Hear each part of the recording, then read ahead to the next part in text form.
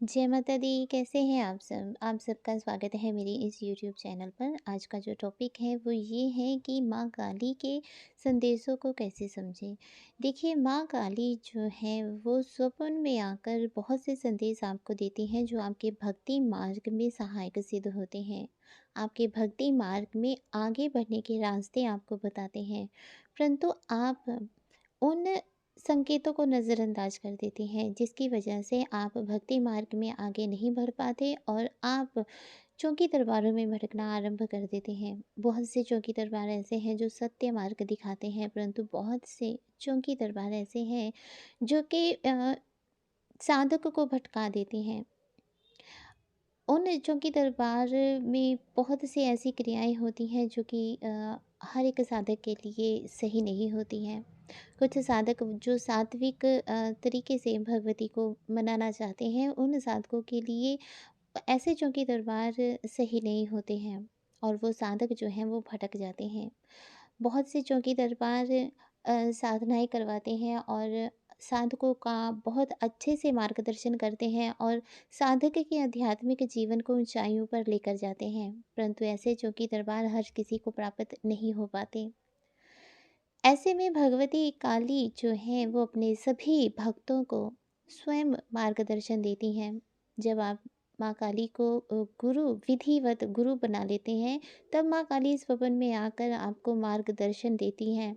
आपको पल पल बताती हैं कि आपको आगे क्या करना चाहिए। तो उन चीज़ों को समझने की बहुत आवश्यकता है, वरना आप भटकते रह जाएंगे।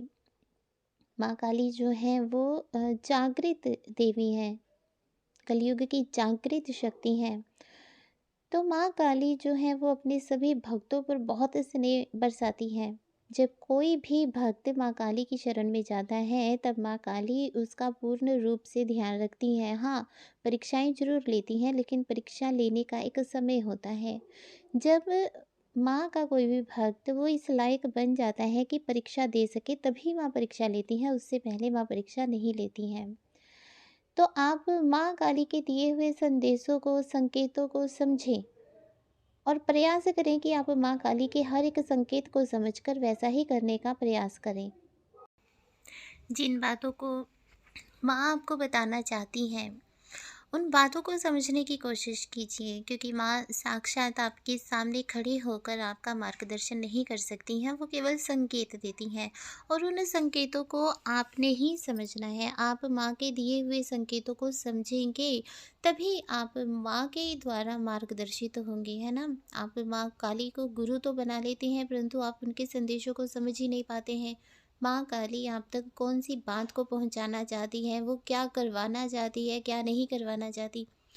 देखिए, अंतरात्मा की आवाज़ और मन की आवाज़ में बहुत ज़्यादा फ़र्क नहीं होता है, लेकिन इनका जो समझने के बाद जब आप कोई कार्य करते हैं, तब उसमें बहुत ज़्यादा फ़र्क आ जाता है।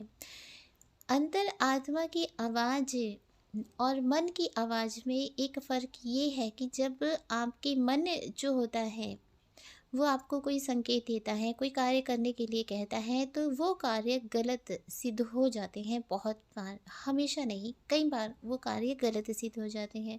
परंतु अंतरात्मा जो है, वो कभी भी गलत आपको संदेश नहीं देती है।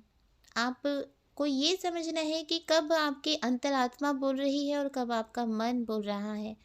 जो आत्मा है वो परमात्मा का ही एक रूप है, परंतु जब आत्मा कोई संदेश देती है, आप उसको नज़रअंदाज कर देते हैं और मन के पीछे भागना शुरू कर देते हैं, तो ये भी सही नहीं है, क्योंकि मन के पीछे भागने से कभी भी परमात्मा प्राप्त नहीं होते हैं।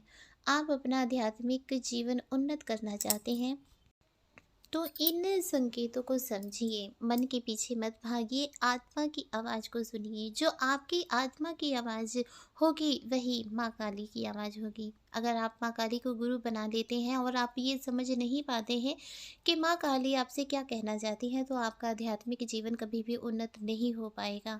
बहुत से साधक जो हैं वो यही गलती करते हैं कि माँ काली को गुरु बना लेते हैं, उसके बाद भी गुरु को ढूंढते रहते हैं। जब आपने माँ काली को गुरु बना लिया है, तो आप उनके संकेतों को भी समझिए कि माँ क्या संकेत आपको देना चाहती हैं।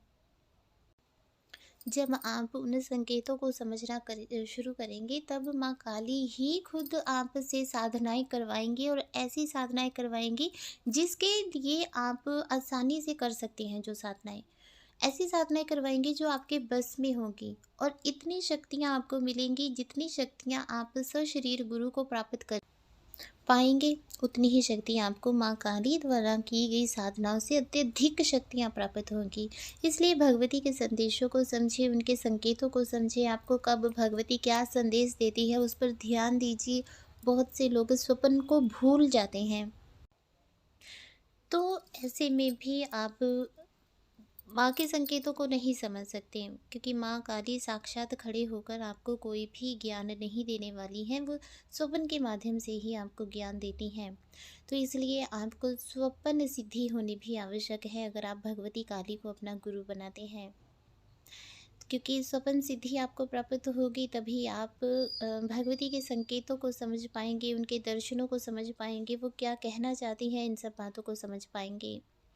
तो ये था आज का टॉपिक। आशा करती हूँ कि आपको अच्छे से समझ आ गया होगा कि भगवती काली को गुरु बनाने के बाद क्या क्या करना चाहिए।